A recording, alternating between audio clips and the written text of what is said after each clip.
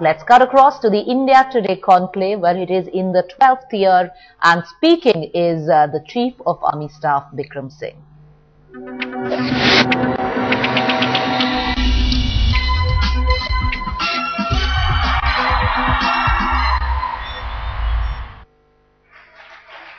When I first met him during the Kargil War of 1999, he was a colonel in the army. He was at the army headquarters in the Military Operations Directorate. I was covering that war. The general is Top Gun. He's commanded the Sikh-Lai battalion. He's Top Gun. Why? Because he's topped virtually every course that he has attended. From the young officers course, he was the brightest young officer in the Indian Army. Not only that, he was judged the coveted dagger. He won the coveted dagger for topping the commando course at the infantry school. At the US Army War College at Pennsylvania, the general was awarded the prestigious International Toastmasters Award for public speaking. Today, General Bikram Singh is speaking in the role of the Indian Army in nation building. It is extremely important today, as it was in 1947 when the Indian Army landed in Srinagar and saved Jammu and Kashmir, first from Pakistani raiders and then the Pakistan Army regulars. Today, the role of the Indian Army is extremely critical, not just in Jammu and Kashmir, but across the length and breadth of our country. Ladies and gentlemen, let me invite General Bikram Singh, the 27th Chief of the Army Staff.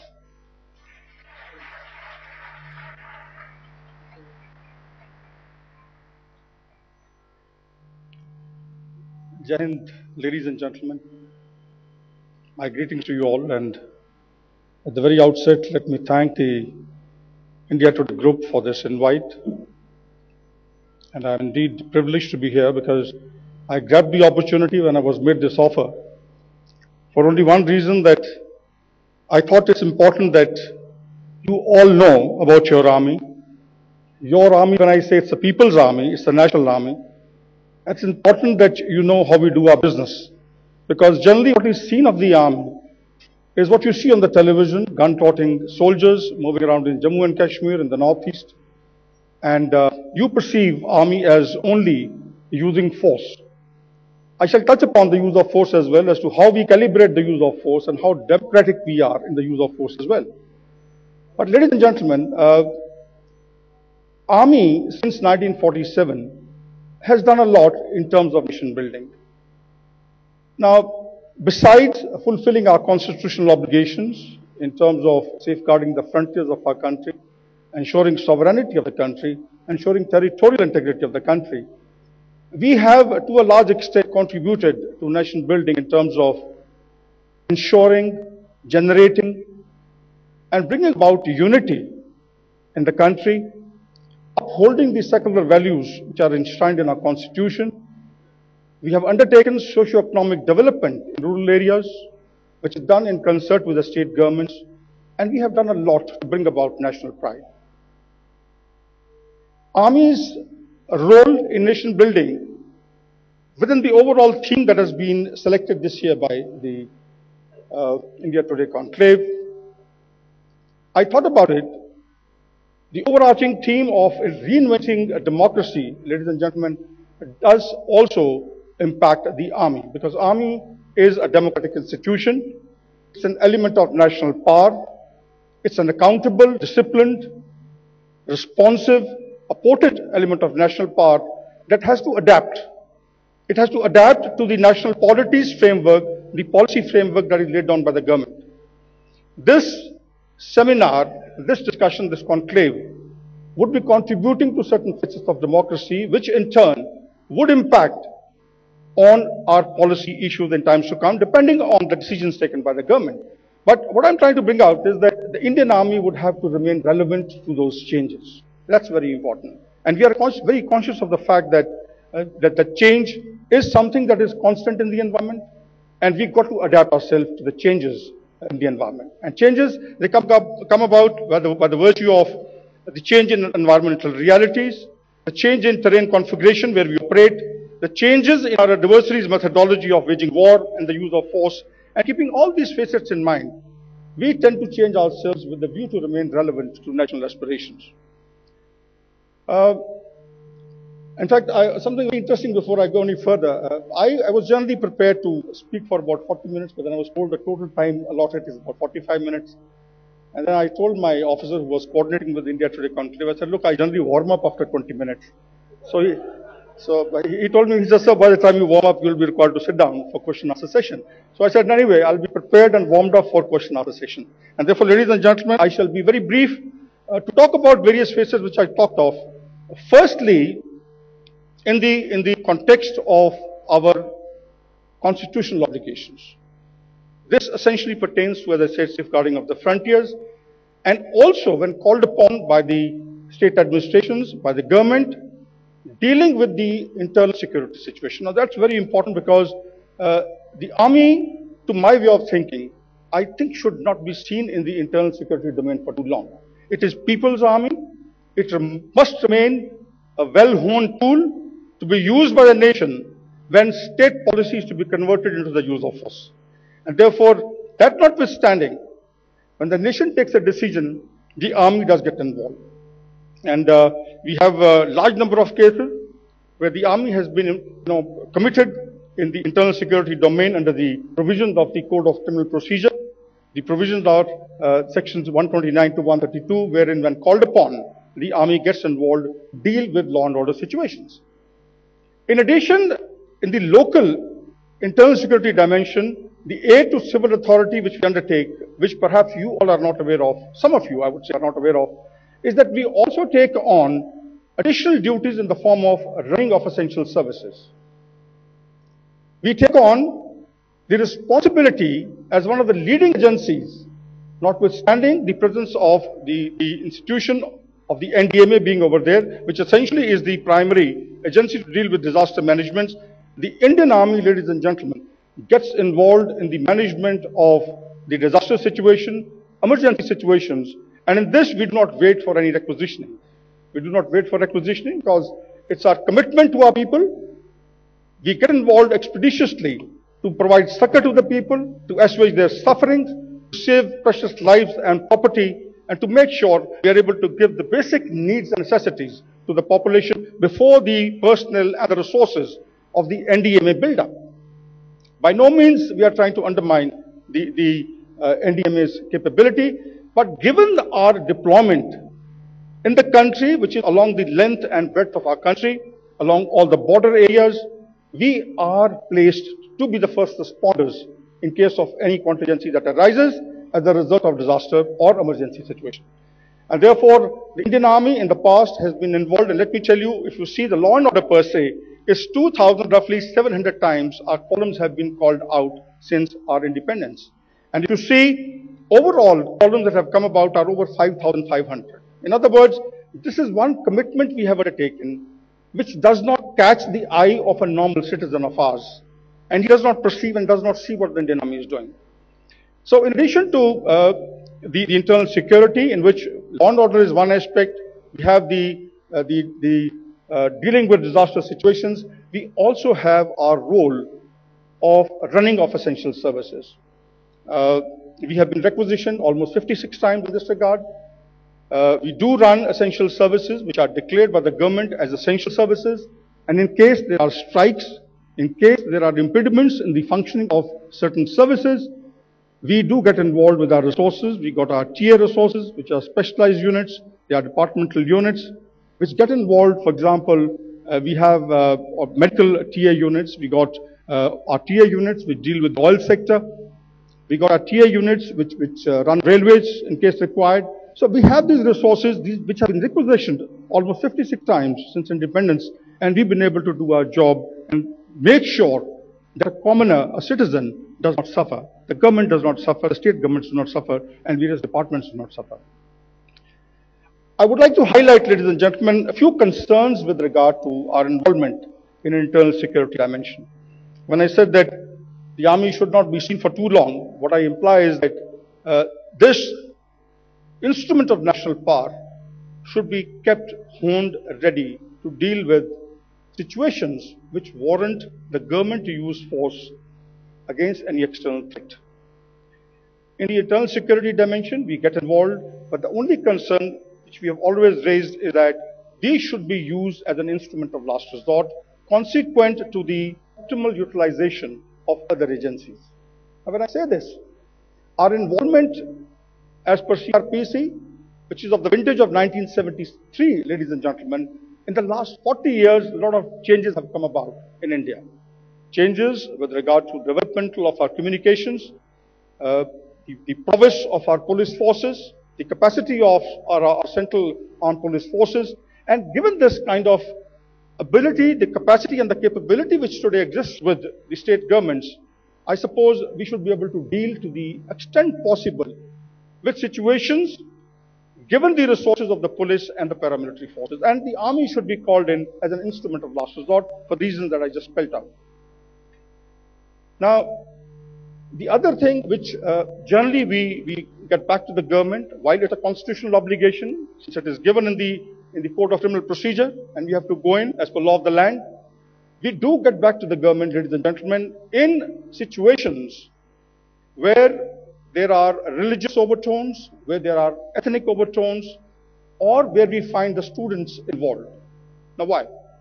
The reason is that the Indian Army champions the core value of secularism.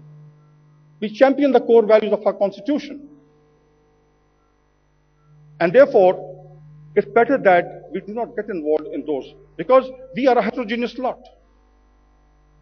Being a secular army, we respect all religions. In fact, for that matter, in the army, the religion of the troops is the religion of an officer. That's how we operate. And the other thing when I said about the students is that I think it's better we don't get involved in situations where the students are involved for only one reason, that students are the reservoir from where we are going to get our recruitment and we are going to get our officer and GCOs and our other ranks and our all ranks. And therefore, I think it's best left that we don't get involved in these agitations.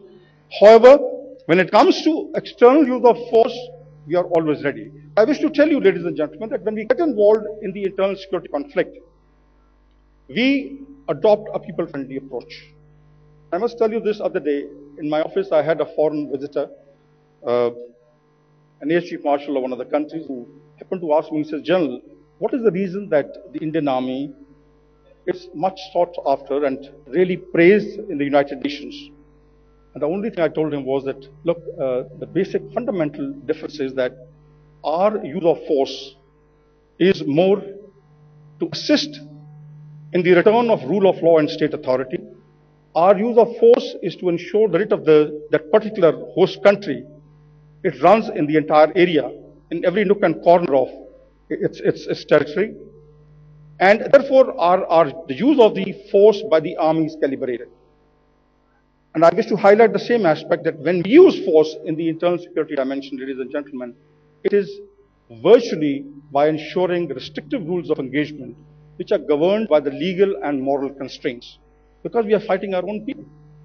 Unless it's a foreign terrorist, we use a calibrated force to make sure he's neutralized. You wouldn't have seen any time our artillery, our mortars, our tanks, our machine guns being used against any of the terrorist threats which has occurred either in Jammu and Kashmir or in the Northeast. Because we believe in economy of effort, we believe in people-friendly operations, we believe in surgical operations, operations which are aimed at generating groundswell for peace, operations that are aimed at, as I said earlier, enhancing the rule of law, state authority, enabling the writ of the state and the government of India to be extended to every nook and corner of our country. And therefore, the force is calibrated in this regard. So what I wish to highlight was that while we should be sparingly used, but when used, let me tell you, under the Armed Forces Special Powers Act, like for example under 58, we are used in the Northeast, and Armed Forces Special Powers Act 1990, we are used in Jammu and Kashmir. We've been there for a long time, but some, of course, let me tell you, the media generally asks, when is it going to end?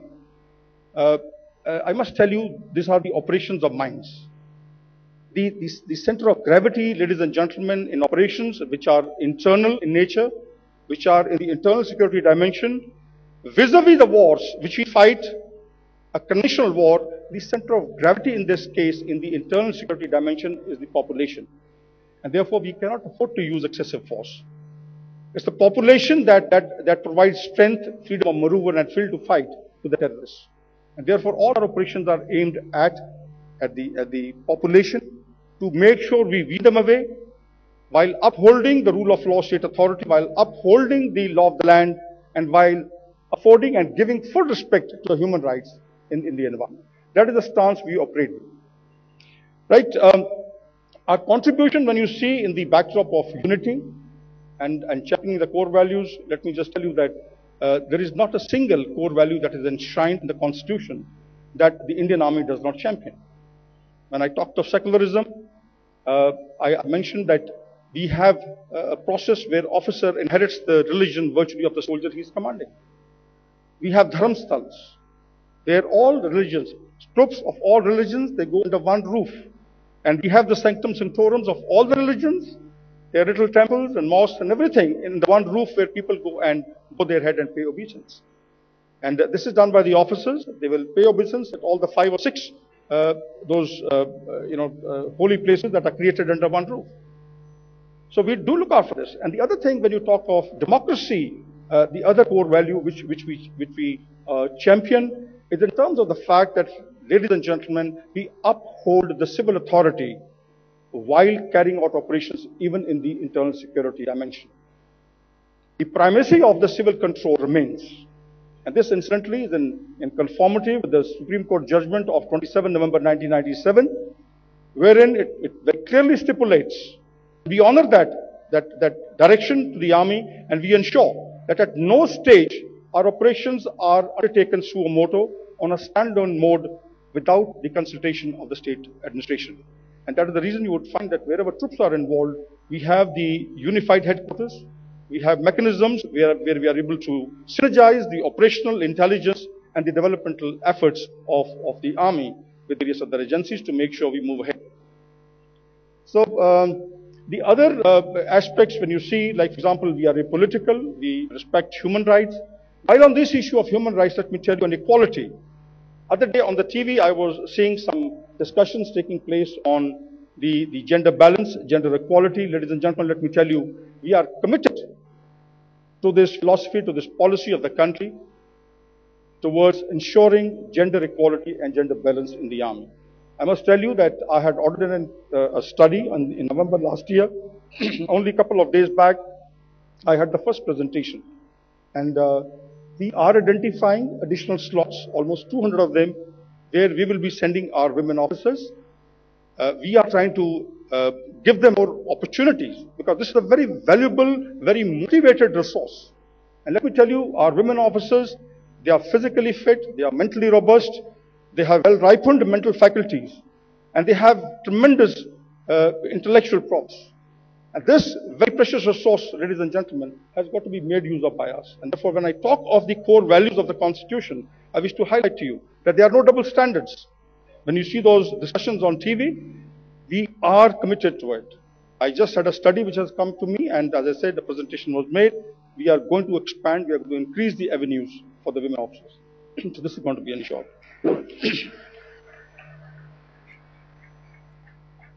Right, when you talk of, along with this, contributing to the unity of the country,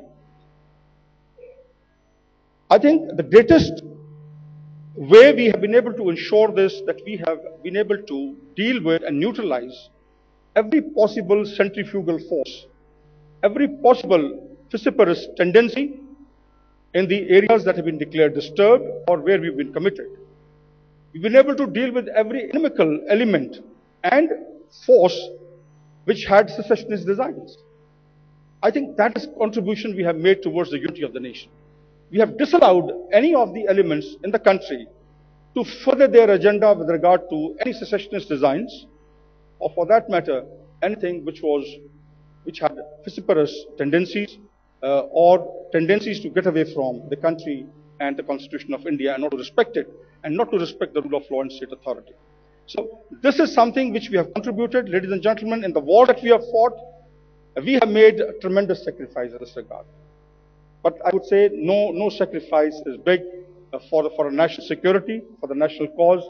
We have lost almost 22,443 officers, JCOs and men while fighting various wars, right from the time which Gaurav mentioned, when we had the raiders getting into Jammu and Kashmir, 47-48, the last war that we fought in 1999. I wanted to bring out this figure because these 22,443 great martyrs require the recognition. They require a salute by the nation.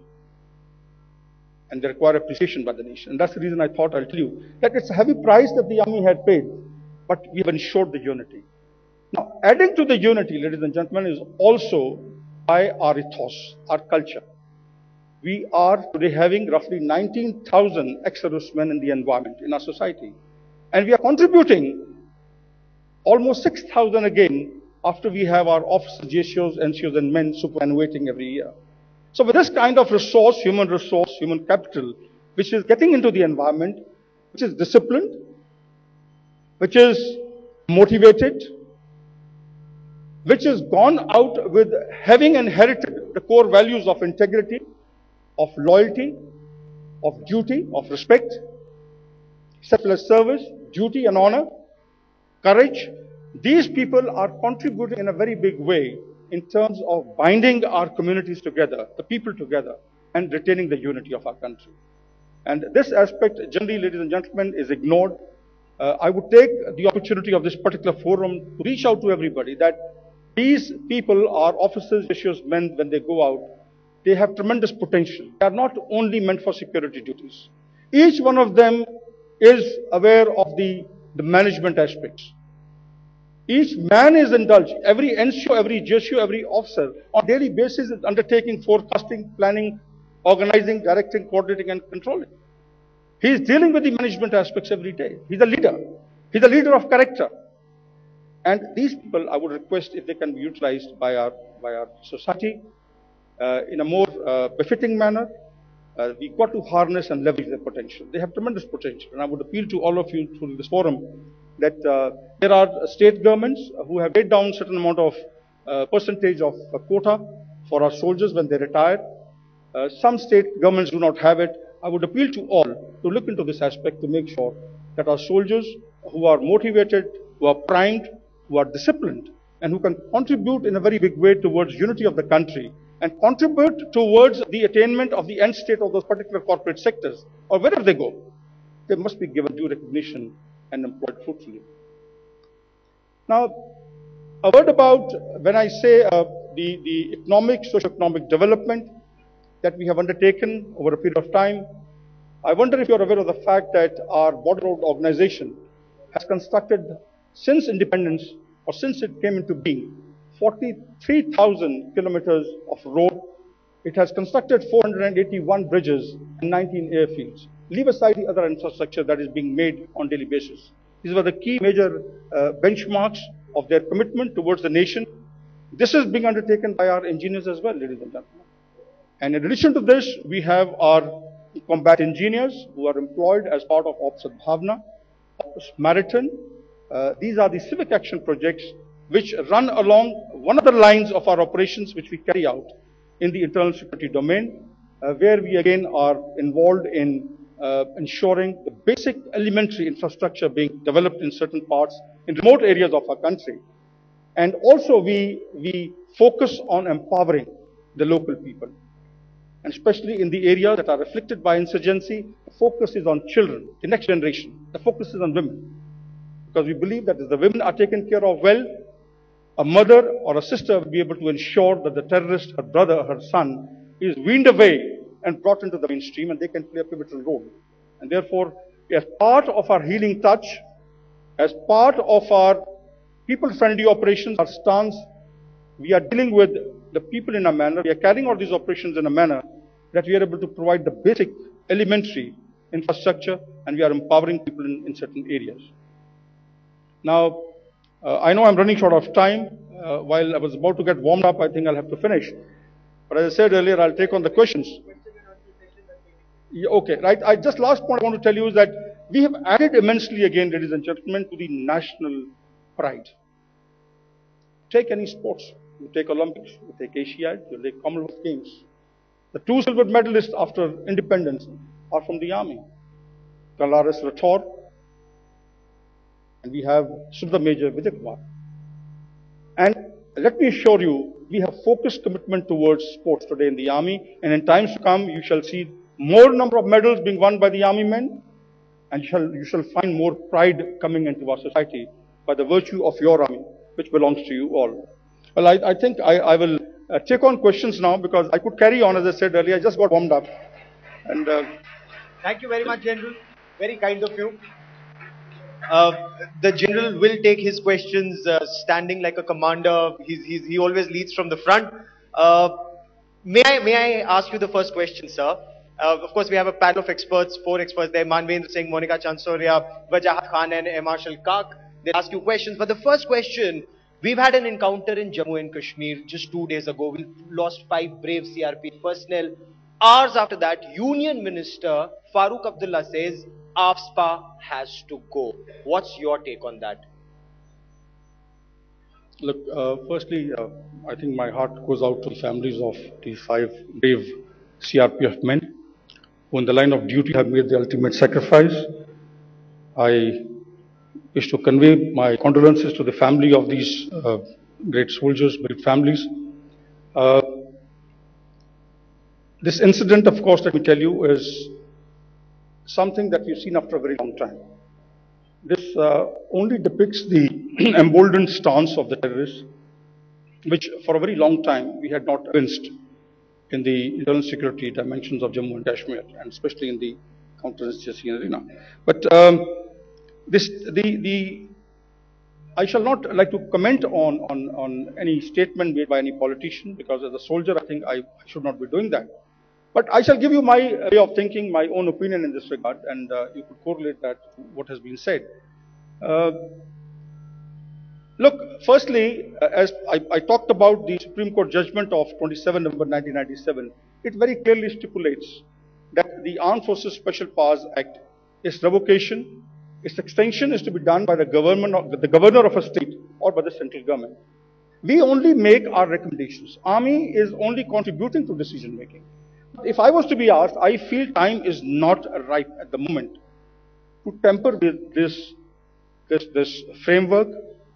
It's an enabler, it's an enabling act, and we should not take away Armed Forces Special Powers Act at this juncture.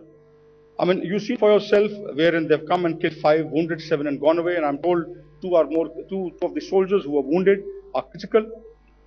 It's a heavy price we are paying, and I think it's important to remain on guard. It's important to observe it and watch how things move. It's important to understand the contours of the security environment before we take a decision. Decision must be pragmatic. It should be in the national interest. It should not be politicized. That's the only thing I have to say. Thank you very much, sir. Monica, would you like to go first? General, let's speak a bit about China. There is a projection that China is boosting its defense spending 10.7%, approximating to approximately $119 billion. Do you think that in the long run, the growing asymmetry between the Indian military and the Chinese military is going to grow to a greater extent, and that could cause a greater sort of military assertiveness by the People's Republic of China in settling certain disputes with India? And more importantly, how would you define India's current military equation with the People's Republic of China? Right, your second part of the question first. As you all know that, ladies and gentlemen, we're engaged in a strategic and cooperative engagement at the moment with China. Our trade is going to be increasing to almost $100 billion by 2015. So therefore, we are engaged with China today on the economic front in a very big way. And geoeconomics are very important in concert with geopolitics. Now, as far as military is concerned, we have good equations at the moment on the line of actual control. I must tell you this, I've commanded Eastern Army, and let me tell you with conviction that we do have one odd incident, but we also have mechanisms in place. They are at the tactical level, at the low level, which are taken care of. And there is, at the moment, peace and tranquility along the line of actual control. In fact, the CBMs are in place, the confidence building measures, which are going to be further augmented in times to come. We are going to engage them, and therefore there is bonhomie along the line of actual control as far as we are concerned.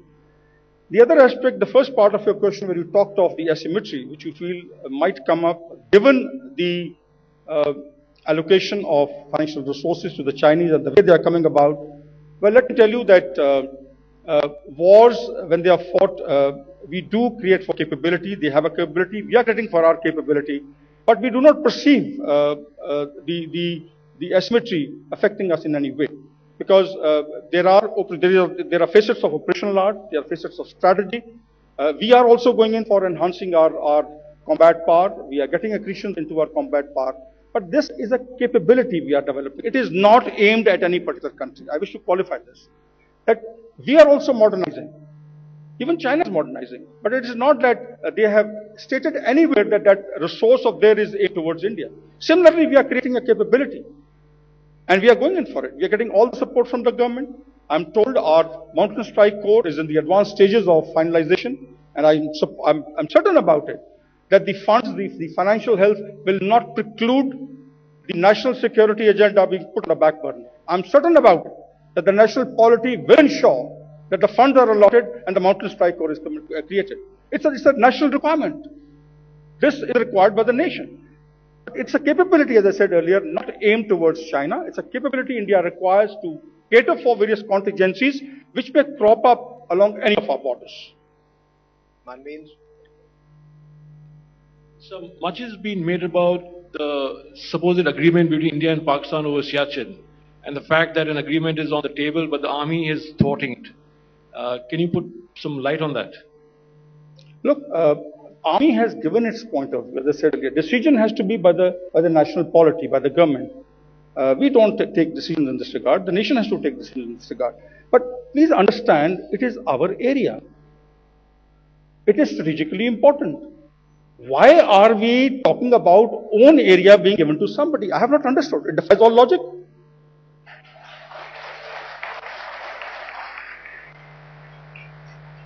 Air Marshal Kag?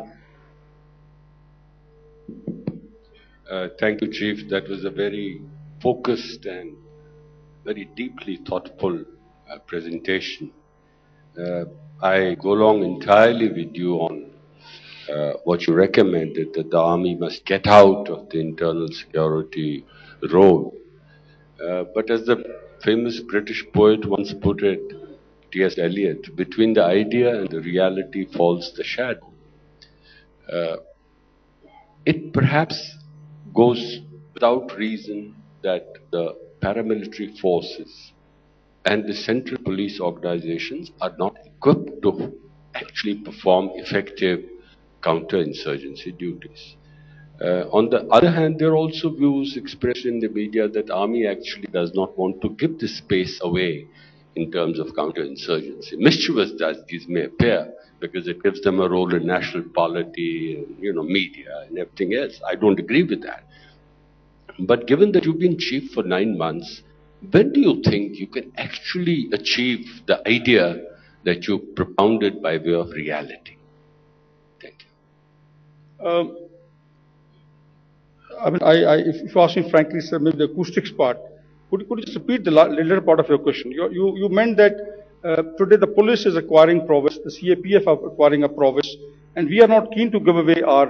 No, I was saying that is a general perception. I don't agree with it. Sir. But when do you think we will actually have a situation in terms of time where we'll be able to deal it from? When will you dealing from? Right. Look, sir, the point is that, firstly, ladies and gentlemen, had I known that we have colleagues from the Army, from the Air Force and the Navy, I would have been more military in my profile and thought process. I would have talked off even the Navy and the Air Force. I was basically talking on the Army. But, sir, let me tell you that it's very difficult to benchmark. Very difficult to benchmark because there are large number of external factors which are impacting and impinging on the security environment. If we had entirely our own arena, fully isolated, we would have been able to perhaps explain and decide on certain benchmarks as to when we can go out.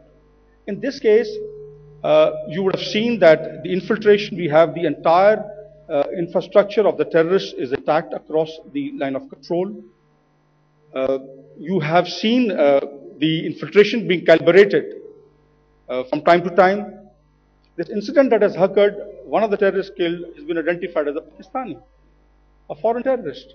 Now, with this kind of involvement, it's very difficult to perceive. But what I'm coming to is that we are all working towards strengthening the hands of the state government and the state administration. That is the way we are operating. And the day the state government feels they are strong enough to deal with it, period, we go ahead. But point is, this decision should not be politicized. This decision in the national interest has got to be taken in the backdrop of the violence profile. It has got to be taken in the backdrop of what can happen. The futuristic contours we got to see and then take a decision. And I think we should not be in a tearing hurry in this regard. We need to be very, very confident that there will be no relapse to anarchy, to terrorism. The clock shall not be put back, and we shall not be left in a position of disadvantage. Let me tell you this. That's the only thing I wish to say. It is not that we want to continue with it. Who wants to fight terrorists? In fact, I must tell you this. We are losing our officers, our JCOs and men by the day, ladies and gentlemen. Who wants to die? Please understand this. We are not getting fun out of dying in that area. We are there because the nation wants us to be there. We are there because that area is declared disturbed. We are not there for fun. We are not enjoying our carrying out these operations. We are there because we are mandated to do so. And in the large national interest, overarching interest, we got to do that. And if we do not do that, and we do not bring about the proper conditions in the arena where we are involved at the moment, which is disturbed, things are going to be bad. And one thing I wish to highlight at the expense of taking 1 minute more. Ladies and gentlemen, whenever the situation in any of the insurrectionist arenas improves, you will find the level of human rights violations and allegations going up. It's a typical case. When things are bad, when the chips are down, when everybody wants the army to come in, nobody talks about anything. When the things are improving, that the situation is transcending from the public order to law and order domain, you find a lot of rhetoric which is anti-army creeping up. It's for the you all to decide. It's your army. You must take a decision. The nation must take a decision. The government has to take a decision. It's not by the army. But my only submission to everybody is that decision has got to be pragmatic. It has got to be taken in the interest of the national security, and should not put the clock back and put the armed forces in a position of disadvantage. Let's get in a voice from the other side of the line of control. Wajahat Khan. Go ahead. General, thank you for interacting with me. I think perhaps this might be the first time that a Pakistani journalist has been given this opportunity. And I must thank you as well as the group for arranging this. I'm going to try to take as little time as possible. This is a four-part question. Before I start, my condolences for all the men who died the other day in Srinagar. War is hell, and terror should be condemned in all its forms. For starters, there was a joke cracked when I came here earlier today by one of the editors of the India Today that try not to create an international incident. And then she sort of took the joke a little forward and said, might as well create an international incident. As a reporter, it's not my job to do either one of those things. I'm just going to try to ask a couple of counter-narrative questions, counter-intuitive questions, which should open up the debate a little further. Firstly, it'll be nice to know about Siachen. Siachen is considered the low-hanging fruit of the Indo-Pak military divide. There's people in and out of uniform on the other side of the border who think that it can be achieved as a confidence-building measure to further things forward. The narrative there is that yourself and your institution in particular think that they are in a superior position and there is no need to pluck that fruit. That's part one. Part two is some confusion about the LOC incident starting from earlier this year. The terrible beheadings, etc., etc. We still keep on hearing it from your defense minister, that there was SSG commandos, etc. involved. I don't want to get into semantics about who did what, but there was interesting journalism from this country as well, saying that perhaps it was the incident of a bunker being created by a battalion commander, a colonel or something, which could have caused that. This is a story which appeared in your very own newspaper in this country. I'm talking about the Hindu and Praveen Swami story in particular. That sort of created confusion about who started what. It'll be nice to settle that debate, with your permission. Thirdly, China... Can we take on one by one? Sure. I'll be able to respond better. I'm not going to say no to a four-star I'll be able to respond better, because the first thing you talked of Siachen, and I've already given part of the answer earlier. Let me show you any confidence building measures have to be preceded by both the militaries, both the armies, both the countries addressing the trust deficit which exists today. I think that is something we have to go into, because we cannot be talking of something else and doing something else. And I need not qualify this. I think you fully understand. I'll give you a small example. I remember I was the army spokesman during Kargil war, which Gaurav brought up, and Gaurav was a young, budding journalist at that point of time. And I remember the stance that had been adopted by Pakistan, by the Pakistani army, that look, these are not our chaps. And now you have your former chief, who's a great soldier. I do respect all soldiers, and across the board, this is the profession of arms, where we respect each other. But he is now acknowledging, and your own people acknowledging, that he came in and visited the areas where the Pakistani troops had intruded. Now, this is a trust deficit, you see. On one side, you're saying there are our chaps at that point of time, and now these very people who are contesting that assertion of ours are acknowledging today that they were there in our area. So, the first point is that let's first address this. Let's be sensitive to each other's aspirations. Let's move ahead with civility. Let's underscore the basic norms of warfighting. And I'm coming to the second point along with this, is regarding what was talked of as part of the beheading. Let me tell you, we are a great, robust democracy, and we have freedom of speech. And as a result of this, we had a number of our correspondents reporting on various things. Well, so be it. As I said, it's a democracy, and the strength lies in freedom of speech. But let me, as the Chief of the Army Staff, clarify to you, which I clarified on the 14th of January during the media interaction. We have not crossed over anywhere on the 6th of January, as alleged by the Pakistani army, to carry out any operations across the LC. And therefore, on the 8th, when it was done, I think it was done to legitimize this particular action, to justify this action of yours. Or when I say sorry, I'm sorry when I say from the Pakistani army. But the issue is that these things have got to be dealt with at the local level. What is not acceptable is deviating from the laid down norms, the rules of engagement, beheading the soldier and taking away his mortal remains, his head, as a trophy. That's not done. And I think that is something which had to be condemned very strongly. It was done. We've conveyed our concerns. It has been conveyed even at the political level. But what I'm coming to is, these are the facets, these are the aspects which add to the confidence building measures. This term has got to be preceded by addressing the trust deficit. We'll talk of CBM not even 10 years from now, if the way things are going on the way they are at the moment. You cannot afford to keep this tap of exporting terrorism to India as part of your strategy or whatever it is at the local level. Maybe the local commanders doing it. That has got to be put an end to.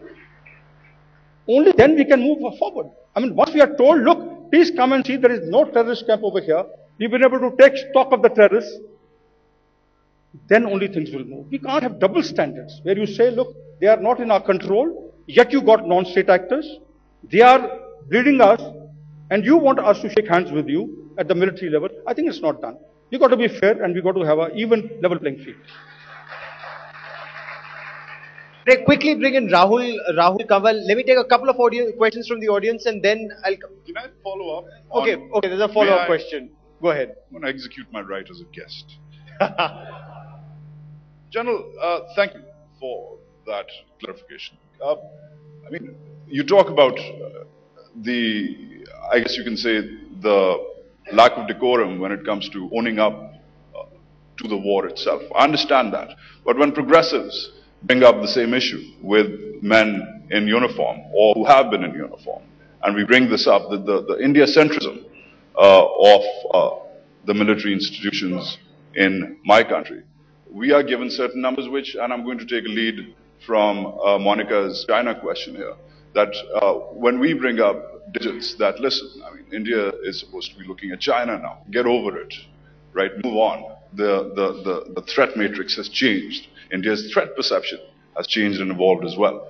We get blasted with statistics about formations on the ground, squadrons on the ground, which are Pakistan-centric still. I was talking to the Air Marshal about this earlier before we started. I'd like to hear your perspective, that there's a certain skew, there's a balance which is still Pakistan-focused, yet the narrative is that we're looking at China, not Pakistan. Let's move on from this side. I want to settle that. And though it's none of my business, because it's your country's internal debate, it scares me slightly that when Mr. Chidambaram speaks to an audience, much like this one, and says, listen, we would scrap AFSPA tomorrow, except, and I'm paraphrasing of course, but we can't because the men in uniform in this country in charge don't want it to happen.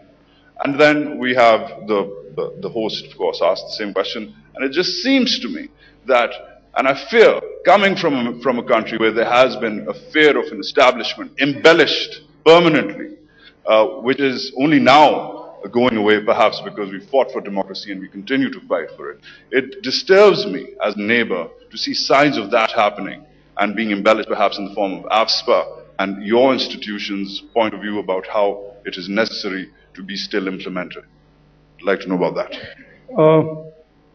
Two things. Let me first clarify that India is a peace-loving nation. Number two, the Indian Army, as I brought it earlier, is an accountable, potent, responsive, and disciplined element of national power.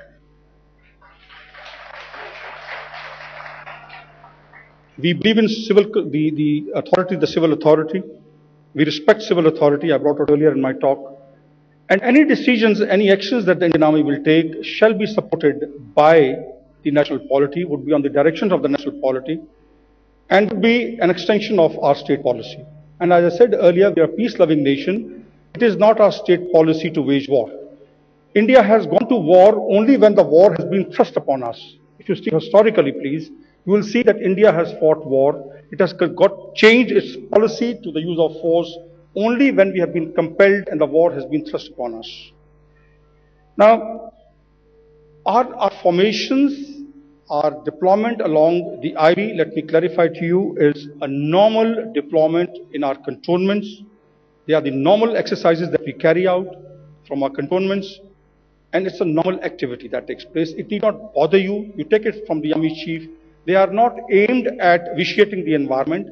They are by no means trying to give a message to you of any kind. These are normal activities we carry out to remain ready and relevant to the national aspirations. They may be anywhere. This is to create a capability, which I said earlier, which is devoid of any borders, which is devoid of any country.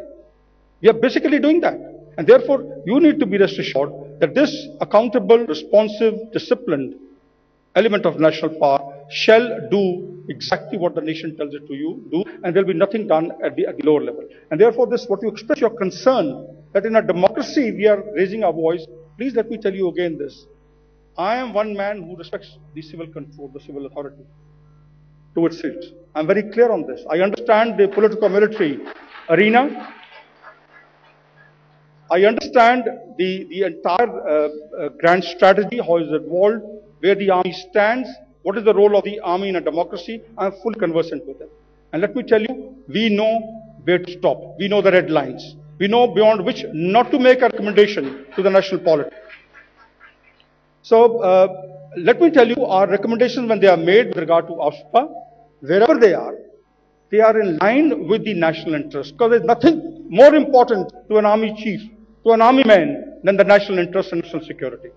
And therefore, recommendations that are made are in conformity with national security. They are not based on any personal, any parochial, any army-centric agenda. Please understand that. We are a great democracy, a very robust democracy, and we are an element of national power. We give strength to our nation as far as this comprehensive national power profile is concerned. Yeah. Rahul Kamal, Managing Editor, Headlines Today.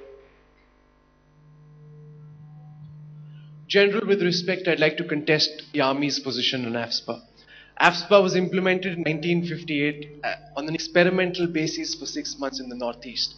In the last 6 decades, insurgencies have only flared in the Northeast and in Kashmir. The Army, despite its best efforts, is seen as an occupation force by the locals of the state of Jammu and Kashmir and also in the Northeast. You have laid out the Army's reservations to the revocation of AFSPA, and as an Army officer son myself, I understand fully the Army's sensitivities on why AFSPA, if the Army is deployed, should not be revoked. My question to you is this. Do you think the only way forward is for the political establishment to overrule the army's objections? It's a catch-22 situation. Till the time AFSPA continues, people in Kashmir will continue to think of India and the Indian army as an occupation force. We have to give peace an opportunity, and the only way to do that is at some point in time for some prime minister to put his job on the line and to take the risk and to say, I will take this controversial decision. I'm not sure whether it will lead to greater peace, but in the last 6 decades we've seen, with the presence of the Indian army, with the presence of AFSPA, we haven't found peace either in Kashmir or in the Northeast. Are you prepared for a date in the future where either yourself or some other chief, sir, is overruled by the civilian establishment and AFSPA is revoked? Firstly, let me tell you that given a robust democracy we are, I brought out earlier, given our accountability, of course, the decision by the national polity is supreme. There's no doubt in anybody's mind. When the nation takes a decision, when the government takes a decision, it is supreme. It's got to be respected. We are only making recommendations to the government. We are only giving out the ground realities and only enabling decision making from the point of view of our inputs. It's ultimately the decision of the government, as I said earlier. But a word about when you see occupation army, and this is one term, ladies and gentlemen, I've had tremendous experience of carrying out operations in Jammu and Kashmir. And let me tell you, this word off and on comes up. It's used by the media. It's used by a large number of players of the environment. But trust me, if you go and see the task that has got to be carried out, we have already got back into certain bases. We are carrying out people-friendly operations. We have reduced our visibility on the ground. We have ensured that we have passed on certain responsibilities to the state police and the CAPF. Yet we keep an eye on that because we do not want the clock to be put back, as I said earlier. We do not want the entire situation to get back into what it was earlier. And therefore, what I'm saying is that we would go by the decision of the government. It's only the bounden duty of the chief to put across to the government that, look, these are the ground realities, and I think we need to take a very pragmatic decision in this regard. And decision making, let me tell you, it's difficult because there are a large number of pulls and pressures in the environment. There are a large number of pressures on the decision makers, and it happens always. As I said earlier, when it starts off, nobody has any point to give. And rightly so, when things are improving, people want the revocation of the Armed Forces Special Powers Act. They want people out from there. They want the army out from there. But as I said earlier, it has got to be a pragmatic decision. It should not be benchmarked. It should not be politicized. It should be seen, benchmarked only purely with the security situation and also keeping in mind the shape of things to come, the possible shape of things to come. Prognosis of the situation. You know what is happening in the neighborhood. Would you like to wait and watch? Could there be a spillover? And if that happens, we should not be taken by surprise. I think prudence demands, ladies and gentlemen, that we are operationally balanced. But as I said earlier, decision is decision. When taken by the government, we shall relocate ourselves. General Bikram Singh, many thanks for your free, frank and fearless debrief here at the India Today Conclave. Many thanks, sir.